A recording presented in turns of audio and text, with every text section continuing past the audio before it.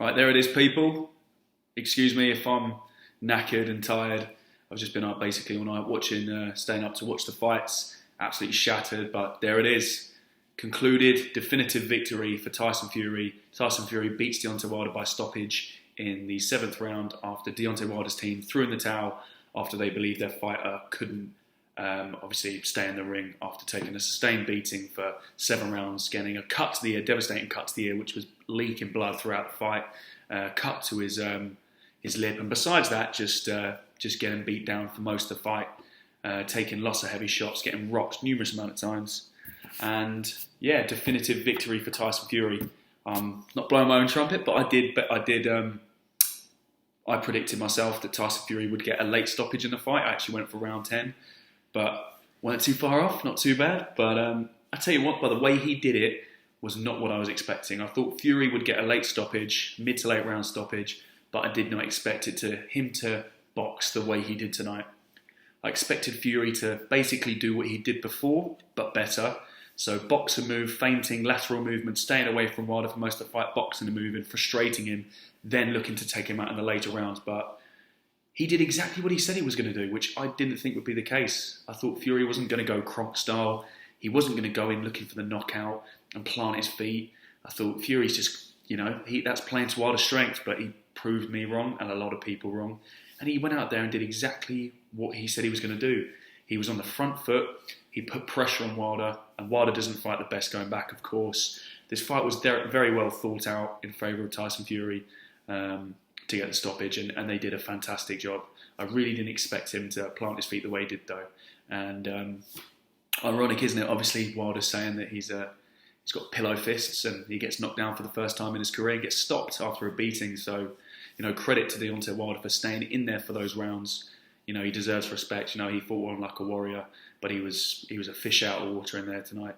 In with a much, much, much classier, masterful boxer, and Deontay Wilder's more of obviously a one-trick pony, but he's a good fighter with incredible punching power, and I think he'll be back. But I think Fury will always have that edge over him, and he's a banana skin for Deontay Wilder, isn't he? I don't think he'll want the rematch either.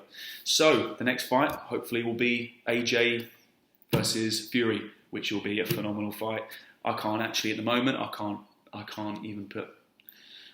pick a winner really at the moment, but I'd sway Fury in terms of his ability to adapt to fighters and obviously having a better ring IQ and better technical skills. I don't think he'll fight Joshua the same way he's just fought Wilder. I think he'll go into look and box and move, kind of like what he did against Wilder in the first fight. And he doesn't have to worry about that one-punch power against Joshua. Obviously, Joshua, a massive puncher, but not the same one-punch KO power that Wilder carries. But yeah, an incredible fight that was. Fury did exactly what he said he was going to do. And it's a bit of a shame. I did kind of think that would be the case, that Wilder's a little bit classless at the end with the old. I said to my friend who was next to me, you wait, at the end of this fight, Wilder's going to say, I was injured in camp, I was this. He gave no credit to Fury, and he just went straight on the defence saying, I was injured, I have so many complications, I don't think my corner should have stopped the fight, I don't know what they were doing.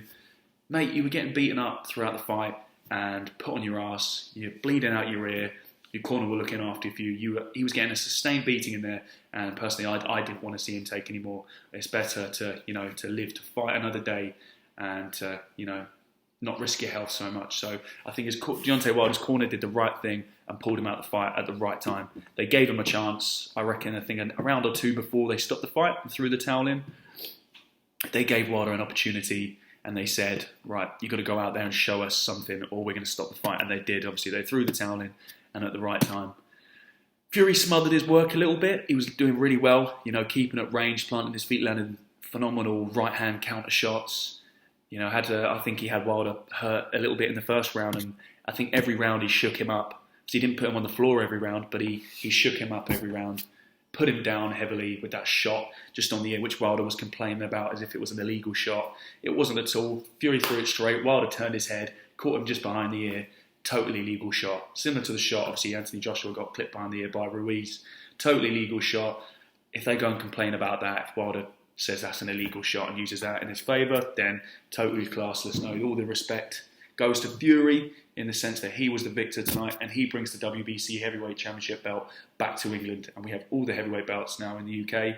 It's only right we see the unification fight between Anthony Joshua and Tyson Fury. But yeah, phenomenal fight. That kind of wraps it up. Just a brief review video. I do hope that Wilder can have some class after this fight and give props to Fury. And I hope he can come back. You know, he's great to have in the heavyweight division with that power and the style and the charisma and the character. He's a great addition to the heavyweight scene. So, but it's only right that Fury got the victory tonight, and he wrote the wrongs and brought the belt home. You know, just unbelievable how he was on the front foot the whole time, walked Wilder down, beat him up, basically, put him on his arse, cut him up, just absolutely roughed him up. And I really didn't know how this Kronk style, Sugar Hill Stewart style was going to go. I thought they were kind of trying to delude Wilder's team and get in their minds by saying, oh, we're going Kronk style for this fight. We're going on the front foot and we're looking for the stoppage. I thought they're just trying to get in Wilder and his team's minds, making it look like that's what they're going to do. And I thought he's going to go in and box and move once again. But he did. He proved us wrong that he could fight another way. You know, once again, he fights. He's a very adaptable fighter with high ring IQ. That's what they do, masterful boxers. They change their game plans. And as I said before this fight was all about adaptations. Who adapts the best? Obviously, following the last fight, will be the victor of this fight. The person who makes the correct adjustments will be the victor of this fight. And usually that's in the favour of the master boxer, which is Fury, over the puncher. So there it is. You know, I'm happy. I can say I like both fighters. I think they're both great heavyweights and both great for the scene. But obviously I'm British and I was rooting for Tyson Fury to win this fight and bring all the belts back to England. And clearly a definitive victory, and I'm glad it is. I'm sure we'll have loads of Wilder fanboys making up some utter nonsense now, everything they can to try and justify it to themselves, because some people said some crazy stuff.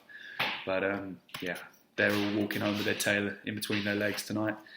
And yeah, that's it. All the belts back in England. That's me signing out. Peace.